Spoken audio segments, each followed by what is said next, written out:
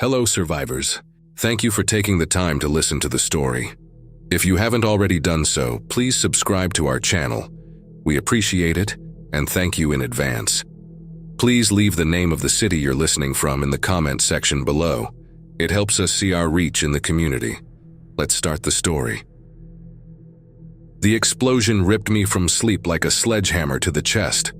Metal groaned, alarms shrieked, and the entire control room shuddered beneath me. I rolled off the makeshift bed I'd fashioned from emergency blankets and crash mats, my boots hitting the deck plates as another tremor ran through Petromar 7's superstructure. Smoke. Acrid chemical smoke was seeping under the sealed door.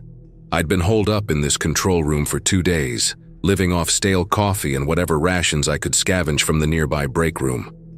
2 days since I watched that last evacuation helicopter spiral into the Gulf waters, taking with it any hope of immediate rescue. 2 days since the radio went silent except for scattered, terrifying fragments about cities burning and people eating people. Now something had blown up on my floating prison. Through the reinforced windows, dawn was breaking over endless gray water. The rig listed slightly to starboard.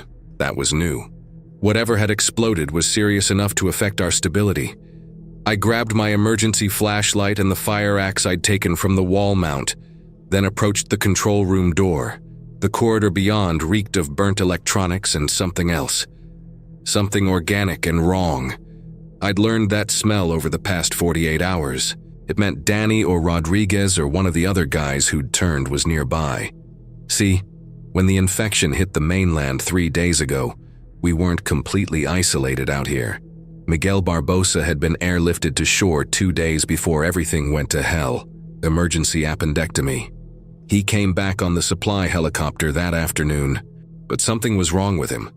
Fever, aggression, vacant stare. By evening, he'd bitten 3 other crew members. By midnight, I was barricading myself in the control room while 27 men I'd worked alongside for months tried to claw through the steel door. The hallway stretched 40 feet to the main stairwell, emergency lighting casting everything in hellish red. Water dripped from overhead pipes, probably from firefighting systems activated by the blast. Each drop hitting the deck plates sounded like gunshots in the artificial quiet. I moved carefully, axe ready. The first body I found was pinned under a collapsed ceiling panel. Tommy Rossi, our head electrician. The blast had caught him in the passageway, but the metal beam across his chest wasn't what killed him. The bite marks on his neck told that story. His eyes stared at nothing, milky and still. The explosion had come from somewhere below, probably the engine compartment or generator room.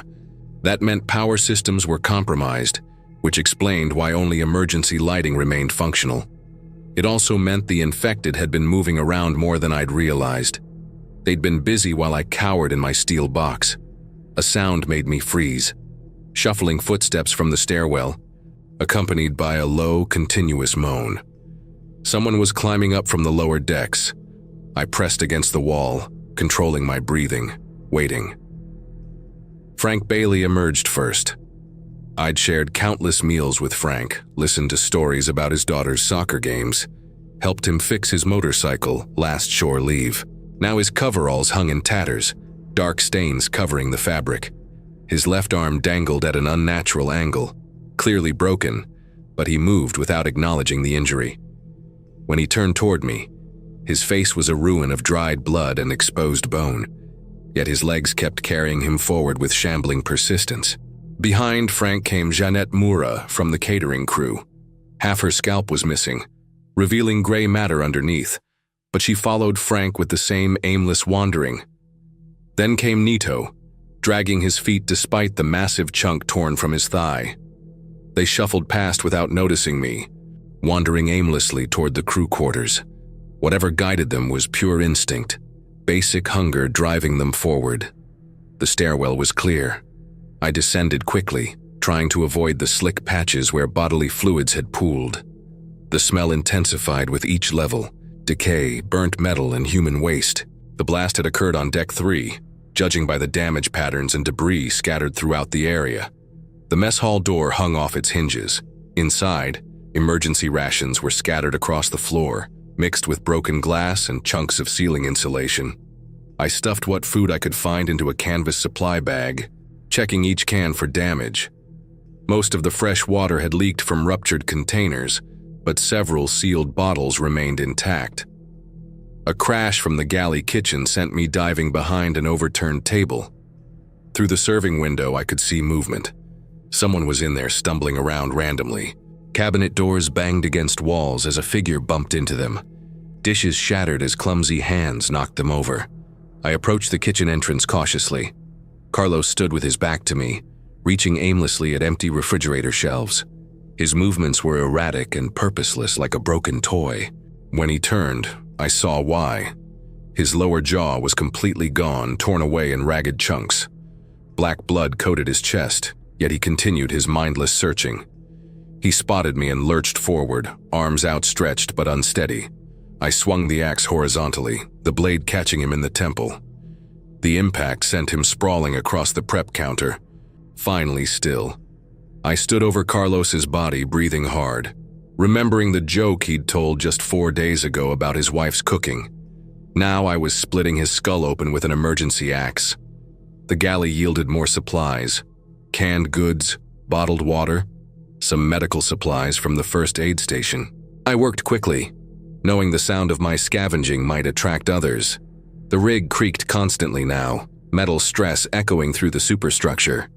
Whatever had exploded had definitely compromised our structural integrity. I found the source of the blast on deck 2. The auxiliary generator room was a blackened crater, twisted metal and melted components scattered throughout the compartment. Electrical fires had spread to adjacent areas before the suppression systems activated.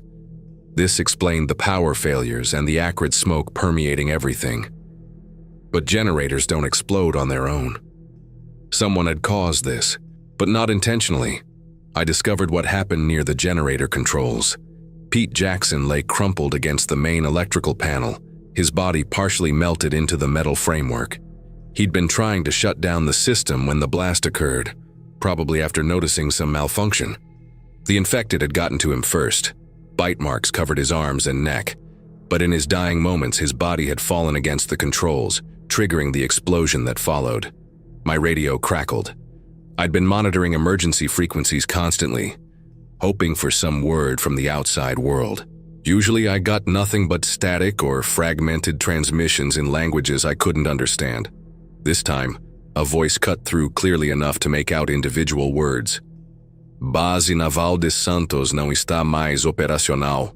Repito, Base Naval de Santos foi tomada. Qualquer embarcação na área deve evitar a aproximação da costa. População infectada se espalhou por todos os portos principais. The transmission faded back into static. I adjusted the frequency, searching for anything else, but found only electronic noise. The Santos Naval Base was 60 kilometers inland from our position. If they'd been overrun, what chance did smaller coastal communities have? I climbed back toward the control room as afternoon shadows lengthened across the deck. The rig continued its slow drift eastward, carried by currents I couldn't control with the navigation systems offline. We were moving away from shore, deeper into the Gulf. In the corridor leading to my sanctuary, I found evidence of more activity. Fresh blood smears on the walls, drag marks across the deck plates. The infected had been wandering through here, leaving traces of their mindless movement as they bumped into walls and dragged their feet. The control room door still held, my barricades intact. I sealed myself inside once again, sorting through the supplies I'd gathered. Enough food for maybe a week if I rationed carefully. Water for 3 days, possibly 4. The medical supplies were basic: bandages, antiseptic, pain relievers. Nothing that would help if I got bitten. As darkness fell, the rig's movements became more pronounced. Without power to the positioning thrusters, we were at the mercy of wind and current. The deck tilted noticeably to starboard, suggesting water was entering compartments below. I could hear it sometimes, the sound of liquid sloshing where it shouldn't be. Through the control room windows, I watched fires burning on distant platforms. At least 3 other rigs in the area showed signs of similar disasters. Orange flames reflected off low clouds, creating an apocalyptic aurora across the horizon. Whatever had happened to us was part of something much larger. I tried the radio again before settling in for another sleepless night. A few fragments came through, mentions of safe zones, evacuation routes, military operations, but nothing concrete enough to plan around. The infected crew members moved through the rig below me, their footsteps echoing through the steel corridors like irregular percussion. Petromar 7 groaned and shifted in the swells, carrying me further from everything I'd ever known. The explosion had changed our situation from temporary isolation to active crisis. The rig was slowly failing, and I was trapped aboard with 27 former colleagues who wanted to tear me apart. I pulled the emergency blankets tighter and tried not to think about how long the structure would hold together. Day 4 dawned with the smell of smoke and the sound of grinding metal. The rig had developed a pronounced list overnight, tilting further to starboard with each passing hour. Through the control room windows, I could see sections of the outer deck where support beams had buckled, creating dangerous gaps in the platform's structure. The explosion hadn't just damaged our power systems, it was slowly tearing Petromar 7 apart. My water supply was running critically low. The bottles I'd scavenged yesterday wouldn't last another full day, and the freshwater tanks were located 3 decks below in sections I hadn't yet explored. I had no choice but to venture deeper into the rig's deteriorating maze of corridors and compartments. I strapped the fire axe to my belt and grabbed a heavy wrench from the emergency toolkit. The infected seemed to respond more to sound than sight, so having backup weapons within easy reach felt necessary. My flashlight beam cut through the red emergency lighting as I opened the control room door. The corridor reeked worse than before. Decay mixed with the acrid smell of electrical fires and something else. Sewage. The blast had probably ruptured sanitation lines, adding another layer of contamination to an already toxic environment. Water dripped steadily from overhead pipes, creating puddles that reflected the emergency lights like pools of blood. I moved toward the central stairwell, stepping carefully around debris scattered by yesterday's tremors. The rig groaned constantly now, metal stress echoing through the superstructure in rhythmic pulses. Each sound made me pause, wondering if it was structural failure or footsteps. The stairwell to Deck 4 was partially blocked by a collapsed section of ceiling. I squeezed through the gap, feeling sharp metal edges scrape against my coveralls. On the other side, emergency lighting had failed completely. My flashlight revealed a nightmare landscape of twisted metal and standing water. The freshwater storage area was at the far end of this deck, past the crew quarters, and through what used to be the main corridor. Now it looked like a war zone. Ceiling panels hung at crazy angles, exposing tangles of pipes and electrical conduits. Several doors had been torn off their hinges, leaving dark openings that could hide anything. I heard them before I saw them. Wet shuffling sounds punctuated by occasional thuds as bodies bumped into obstacles. My flashlight beam found the source. 3 figures stumbling through the flooded corridor ahead. They waded through knee-deep water that had accumulated from burst pipes, their movements clumsy and unsteady. The closest one had been Eduardo, our crane operator. Half his face was gone, torn away in ragged chunks that exposed yellowed bone underneath. His safety helmet was still strapped to his head, a grotesque mockery of workplace protocol. He turned toward my light with slow, vacant movements, empty sockets staring without focus. Behind Eduardo came 2 others I didn't immediately recognize. The water had washed away most identifying features, leaving pale, bloated corpses that moved with shambling gaits. One dragged a severely broken leg, the bone jutting through torn skin, yet continued forward driven by basic hunger. I backed away slowly, but my foot caught a piece of debris. The clatter echoed through the corridor like a gunshot. All 3 figures immediately turned toward the sound, stumbling in my direction with renewed hunger.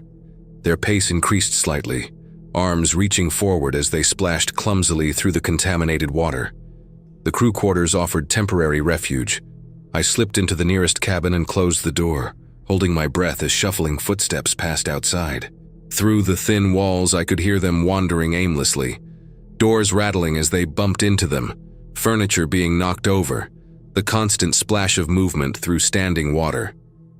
The cabin belonged to Antonio, one of our welders. His personal photos were still taped to the wall, family pictures, Vacation snapshots, a daughter's graduation. Now his workspace was underwater, tools scattered across the floor by the flooding. I waited until the sounds faded before continuing toward the storage tanks. The freshwater access required descending another level, into sections that had taken the worst damage from the explosion. Here the deck plates were hot to the touch, heated by fires burning somewhere below. Smoke drifted up through ventilation grates, creating a haze that burned my eyes and throat. I found the storage room partially collapsed. A massive support beam had fallen diagonally across the space, crushing most of the supply containers. Water poured from ruptured tanks, mixing with oil and chemicals to create a toxic soup that covered everything.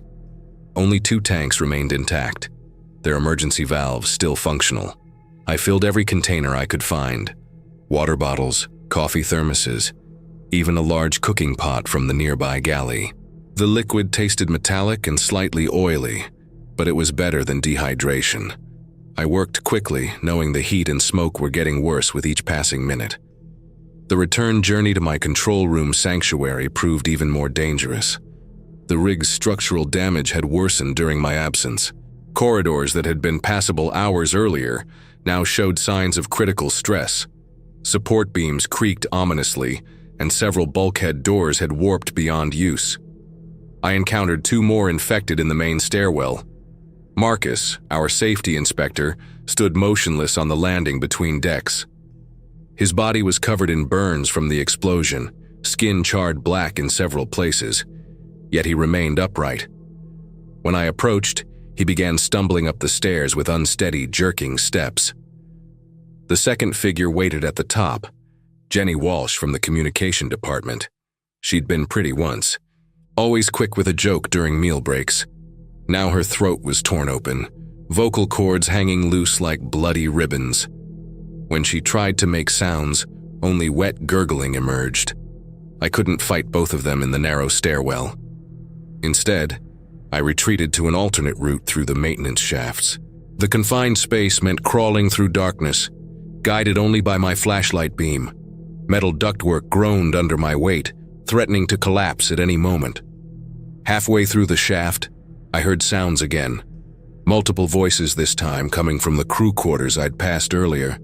I found a ventilation grate and peered down into the corridor below. 6 infected crew members wandered throughout the hallway, their mouths hanging open as damaged vocal cords produced only moans and gurgles. They shambled around randomly, bumping into each other and the walls. Occasionally one would stumble in a direction, and others might follow the movement, but only because they were drawn to the sound of footsteps, like moths drawn to light, with no real purpose. As I watched, they continued their aimless wandering, clustering together purely by accident as they bumped into each other in the narrow corridor. I reached the control room as the sun reached its zenith, exhausted and deeply disturbed by what I'd witnessed. The infected were mindless automatons driven purely by hunger, but their relentless nature made them dangerous in groups. My radio crackled with a new transmission, clearer than anything I'd received before.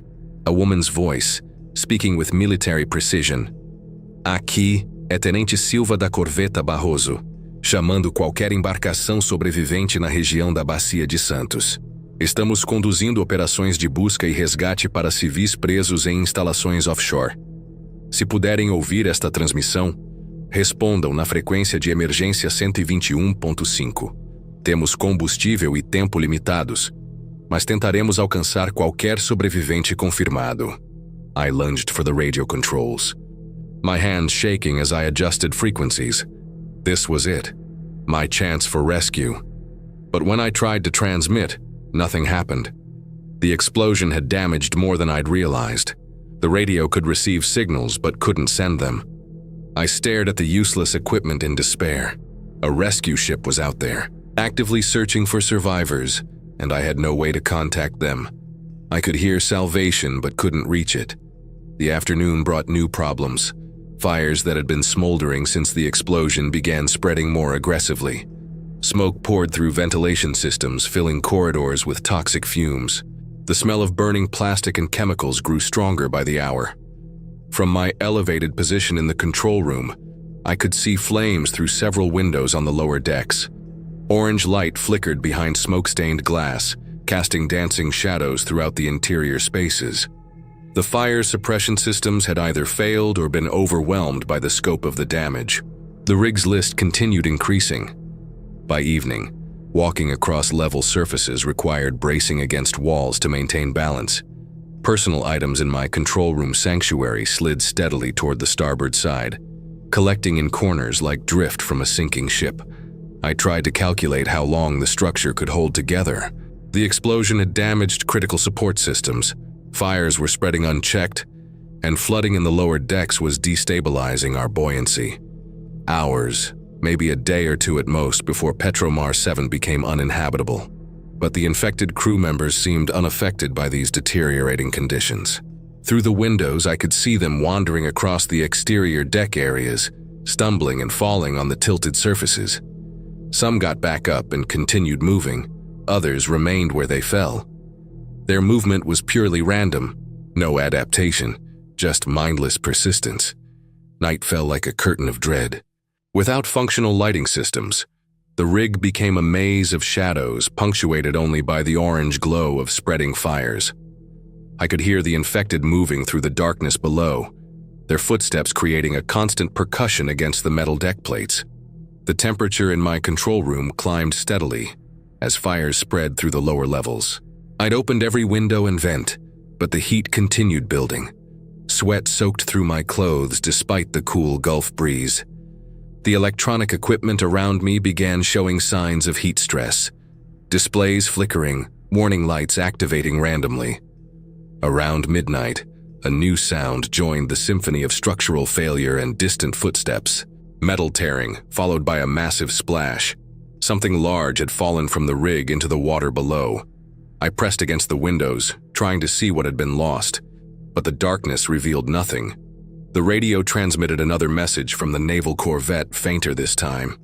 They were moving away, heading toward other potential rescue sites. My window of opportunity was closing with each passing hour. I spent the remaining darkness hours planning my next moves. The radio equipment needed repairs if I had any hope of establishing contact. That meant venturing into the communications center on Deck 2, through sections now wandered by the infected. The alternative was waiting for rescue that might never come, while the rig slowly disintegrated around me. Dawn revealed the extent of overnight damage. The entire port side of Deck 3 had collapsed, taking with it the crew mess hall and several equipment storage areas. Twisted metal beams jutted from the structure like broken bones. The fires had spread to encompass nearly half the lower levels, sending up a column of black smoke visible for miles. The infected crew members continued their mindless wandering through the wreckage. They stumbled over debris, fell through gaps, and bumped into obstacles without any awareness of the danger around them. I was trapped on a failing oil rig, with mindless zombies driven by pure hunger and basic survival instincts.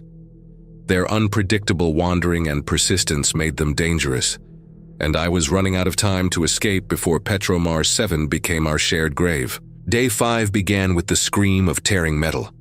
I jolted awake as the entire control room shuddered, throwing me from my makeshift bed onto the tilted deck.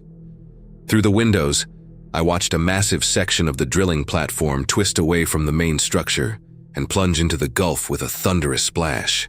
Petromar 7 was dying, and I was going down with her unless I found a way off this floating tomb. The fires had spread throughout the night, consuming everything combustible on the lower decks. Orange flames licked at the windows of compartments that had been intact just hours before. The smoke was so thick now that visibility beyond 50 yards was impossible. Each breath burned my lungs, and I'd started covering my nose and mouth with torn fabric from my coveralls. My water supply was down to less than a day's worth, but that hardly mattered now. The structural integrity was failing so rapidly that the rig might collapse before dehydration became an issue. Support beams throughout the superstructure showed visible stress fractures, and the list to starboard had increased to nearly 15 degrees. But through the smoke and haze, I glimpsed something that sent adrenaline surging through my exhausted body. A vessel on the horizon, maybe 3 miles out, moving slowly along the coast.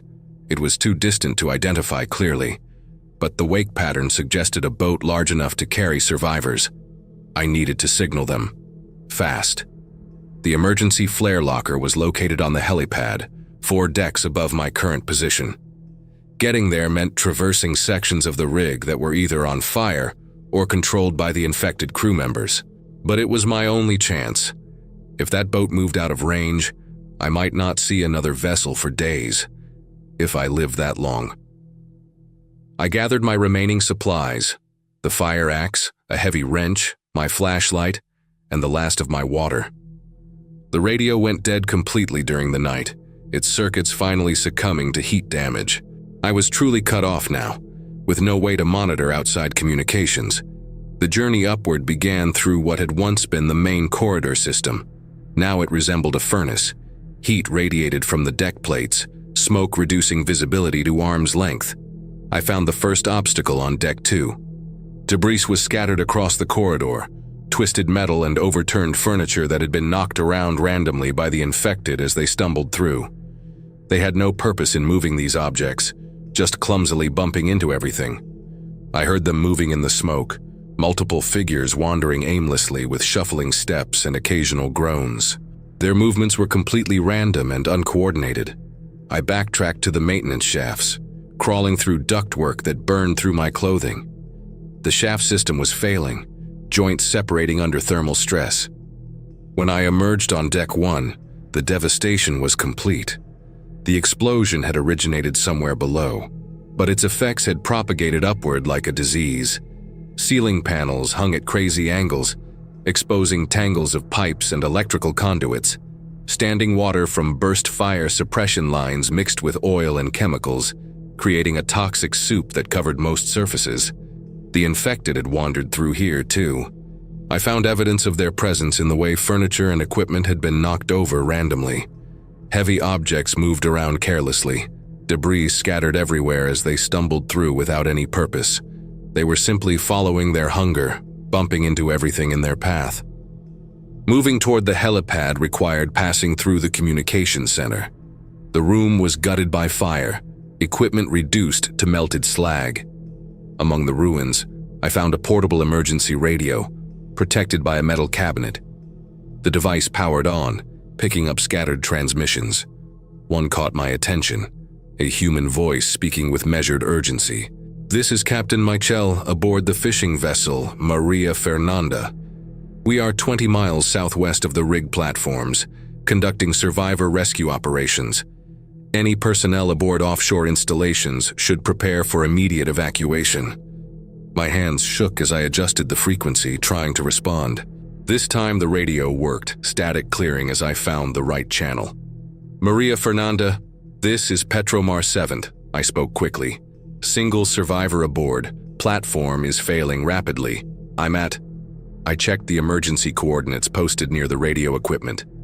"Position 25.2 south, 42.1 west. Can you see our smoke column?"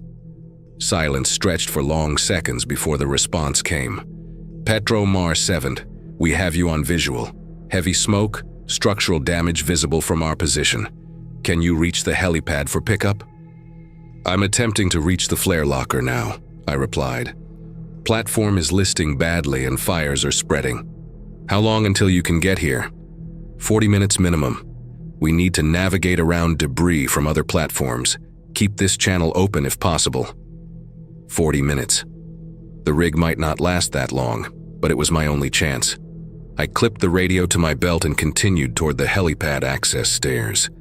The stairwell was a chimney of superheated air and toxic smoke. Each step upward felt like descending into hell.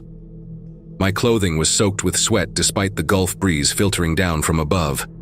The metal handrails were too hot to touch, forcing me to balance carefully on each step. Halfway up, I encountered 3 infected crew members wandering aimlessly on the landing. The closest had been Anna, our environmental safety officer. Her face was torn, but her vacant eyes stared past me without focus. She held twisted rebar, but not as a weapon. She'd simply grabbed it while stumbling around. I charged up the stairs, swinging the fire axe. The blade caught Anna in the shoulder, and she dropped the rebar as she fell. The others shambled toward me slowly, their movements clumsy and unsteady. The second infected reached for me with jerky motions, and I drove the wrench into its temple, dropping it instantly. I threw myself backward down the stairs, tumbling against the metal steps. The third attacker followed, stumbling down the uneven surface. I swung the axe again, connecting with its neck. The head separated cleanly. Anna crawled across the landing despite her massive shoulder wound, still driven by basic hunger. I finished her with a quick blow to the skull. The helipad was a disaster zone. The landing surface had buckled in several places, creating dangerous gaps that revealed the burning decks below. The flare locker stood at the far end, its red emergency markings barely visible through the smoke and heat haze. I sprinted across the damaged surface, feeling the deck plates flex under my weight. Behind me, more footsteps echoed from the stairwell. The infected were following, drawn by the sounds of combat or some other signal I couldn't detect. The flare locker was secured with a simple mechanical lock that yielded quickly to the fire axe. Inside, 6 emergency flares waited in their protective cases, along with a flare gun and extra cartridges. I grabbed everything, stuffing the supplies into my pockets. The radio crackled with an update from the Maria Elena. Petromar 7, we're encountering heavy debris about 2 miles from your position. Progress is slower than anticipated. What's your status? On the helipad with emergency flares, I responded. Platform is failing rapidly. Multiple structural collapses in progress. Understood. We see smoke from your position. Fire the flare when you see us approach within 1 mile. We'll move as fast as safely possible. I scanned the horizon through the smoke, searching for any sign of the rescue vessel. The haze made it impossible to see more than a few hundred yards, but somewhere out there was my salvation. I loaded the flare gun and waited. More infected emerged from the stairwell, stumbling across the damaged helipad with clumsy, uncertain steps. They had no understanding of the unstable surface, some falling through gaps while others simply walked in circles. 5 of them now, wandering around my position near the flare locker without any coordination. I fired the first flare directly at the closest group. The projectile struck one in the chest, the burning chemicals spreading across its clothing and exposed skin. It continued stumbling forward despite being engulfed in flames, too mindless to understand the fire consuming its body. The radio called again. Petromar 7, we have visual on smoke but need a clearer signal. Can you fire a flare skyward? I loaded another cartridge and aimed high, sending the flare arcing into the gray sky above the platform. The brilliant red light cut through the smoke like a beacon, burning bright against the overcast morning. Signal received, came the immediate response. We see your position. 15 minutes out, but the approach is dangerous. Heavy debris and structural wreckage in the water. Prepare for immediate departure when we arrive. 15 minutes. The infected were closing in, and the platform was coming apart beneath my feet. I could feel the helipad tilting as support structures failed in the decks below. Each tremor sent loose equipment sliding toward the collapsed sections. I used the remaining flares as weapons, firing them at the advancing infected. The burning chemicals created temporary barriers that confused them, causing them to stumble around the flames without any plan to bypass them. The radio brought welcome news. Petromar 7, we have you on visual. Large fishing vessel approaching from the southeast. Estimated arrival in 8 minutes. I spotted them through the smoke, a white hull cutting through debris-scattered water. The Maria Fernanda was larger than expected, maybe 80 feet long, moving carefully toward the platform. The infected had wandered closer to my position, forming a loose cluster around me purely by chance. I jumped onto the flare locker, using height advantage to swing the fire axe in wide arcs. One managed to grab my ankle with its clumsy grip, nearly pulling me down.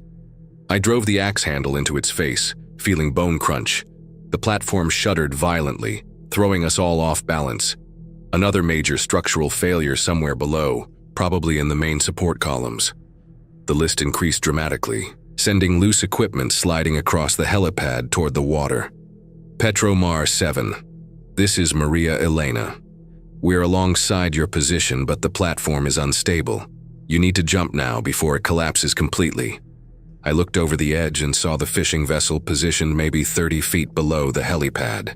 The crew had rigged a cargo net over the side, creating a landing area for anyone brave or desperate enough to jump. The distance looked enormous from my elevated position. The infected sensed my intention and pressed their attack. They climbed onto the flare locker from all sides, reaching for any part of me they could grab.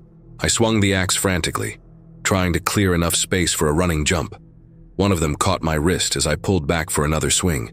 Its grip was strong but uncontrolled, fingernails digging into my skin without purpose. I brought the wrench up with my free hand, smashing it into the creature's elbow joint. Bones snapped audibly, and the mindless grip finally loosened. The platform tilted further, and I realized the entire helipad section was about to tear away from the main structure. Support cables snapped with sounds like rifle shots, sending the landing area into a slow-motion tumble toward the water.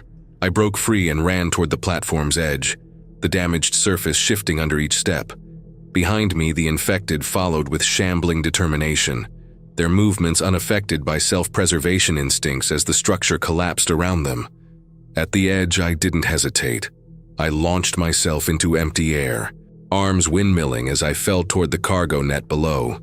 The 30-foot drop seemed to last forever, wind rushing past my face as the South Atlantic waters rose to meet me.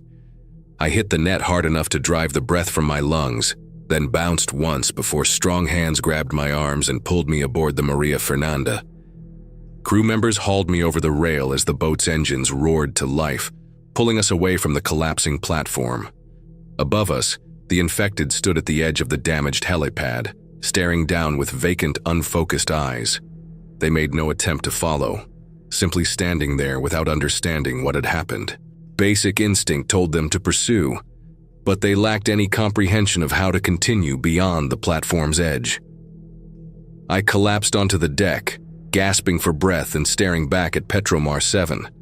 The entire port side was engulfed in flames now, sending up a pillar of black smoke that could be seen for miles. As we pulled away, another section of the superstructure collapsed into the water with a thunderous crash. Captain Michel helped me to my feet, his weathered face showing concern and relief. "You made it just in time," he said. "That platform's not going to last much longer." His crew included 8 other survivors rescued from various offshore installations.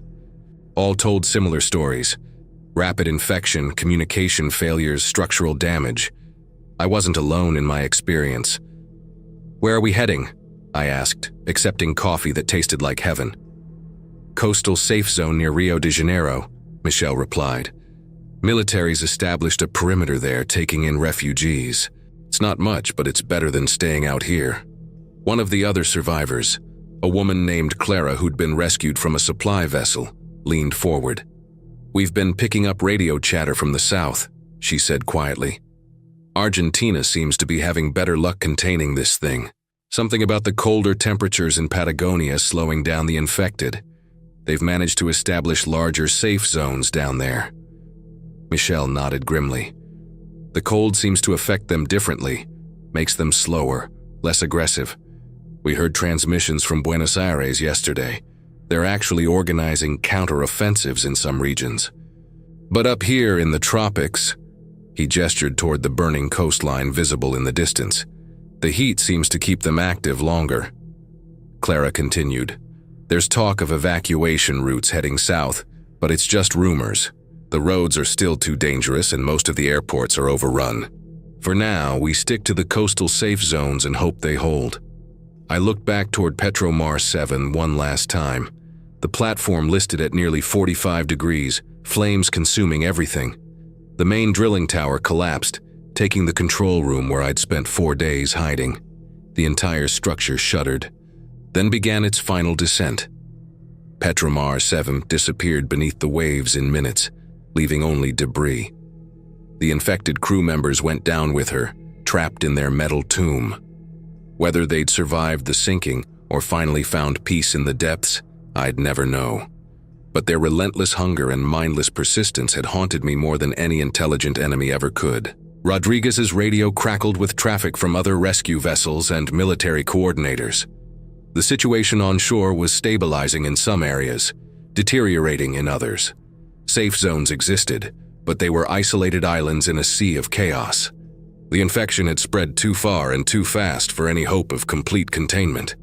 But we were alive, Against all odds, despite the collapse of civilization and the transformation of our colleagues into something inhuman, we'd survived. The Maria Fernanda cut through the South Atlantic swells toward an uncertain future, carrying its cargo of refugees toward whatever remained of the world we'd known. Behind us, smoke from burning platforms marked the positions of dozens of similar tragedies. Each column represented lives lost, dreams ended, normal existence transformed into nightmare. But also, hopefully, other survivors who'd found their own ways to escape the floating tombs that had been their workplaces. The sun broke through the overcast sky as we approached the coast, revealing a landscape forever changed by 5 days of horror. But it was still home, still worth fighting for. We'd made it off Petromar 7 alive, and that was more than most could say.